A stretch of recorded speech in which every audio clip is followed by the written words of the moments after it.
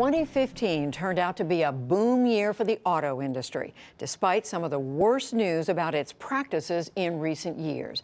Americans spent roughly $570 billion on 17.5 million cars and trucks last year, an almost 6% increase over the prior year, and breaking a record set 15 years earlier. But in the same 12 months, GM faced public congressional hearings and paid a $900 million settlement over its handling of a defective ignition switch. U.S. regulators recalled more than 19 million vehicles over faulty airbags. And Volkswagen admitted to rigging diesel cars to pass emissions tests. Some insight into all this from David Shepardson of Reuters News Service. He covers the automotive industry as well as other regulatory matters. And welcome back to the program. Thanks, Judy. So, Dave, should we be surprised at this jump in auto sales last year? No, I think it's continuing a record-setting six-year trend, really the longest increase in auto sales since the 1920s. But it says Americans' cars in the garages are still pretty old, a record 11 and a half years on average. And there's been a lot of pent-up demand. Plus, you've got low gas prices, low interest rates, and a lot of good deals on, in showrooms, and Americans are feeling more confident. Unemployment has declined. So really all the economic indicators that would help boost sales have been in the auto company's favor. And I want to ask you about some of those factors. But this happened, as we just reported, despite all this bad news about the industry. What does that say about consumers? No, it's pretty remarkable that consumers have shrugged off all the bad news. And really, it's hard to keep it all straight, from the airbags to the fines to companies for not disclosing defects in handling recalls properly, not to mention Volkswagen and Takata and General Motors. So consumers have been able to separate some of those issues, especially because they're older vehicles not on the showrooms, in part because they need cars and trucks, and they're not going to sort of wait for the industry to get all its practices back in a row. But what does it say, though? I'm just curious in terms of the auto industry's advertising and reaching out. I mean, they were clearly trying to put out the good story while some of these other bad stories were out there. Right. I think, and also with recalls. Remember, we had a record, 60 million vehicles recalled in 2014.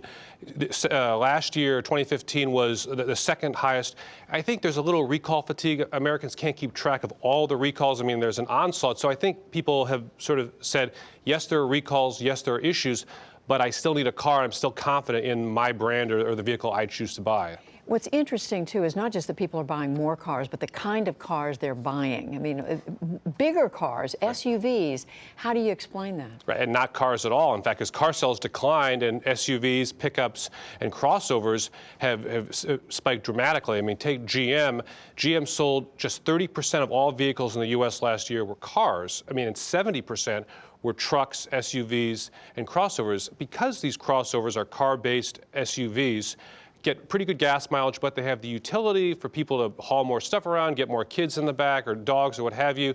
People have just shifted away from cars, and as a result, it's a big concern. Will people be able to, or the auto companies be able to meet these fuel efficiency standards? Remember, the administration has proposed doubling them to 55 miles per gallon by 2025. Because we know the price of gas is down, but these are vehicles that gobble up more fuel. Exactly. They are more fuel efficient than the predecessors, but they still do use more fuel than cars.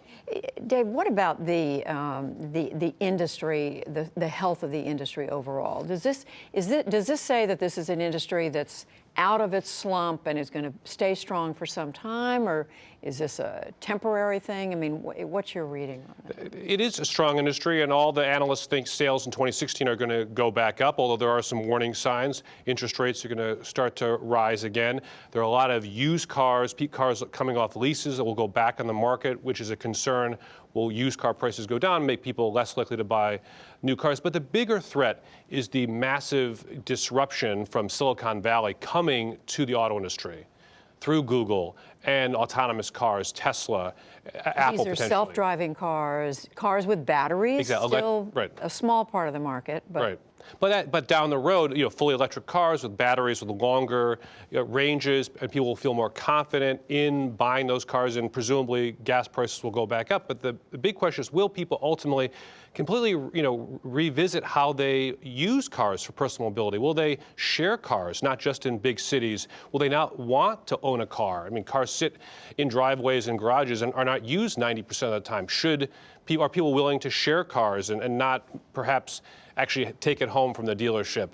And so the industry is preparing for a major disruption in the current way we buy and sell cars. Presumably spending a lot of time trying to figure out the answers to all those questions. And stay in business and do it profitably. David Shepardson with Reuters, thank you. Thanks, Judy.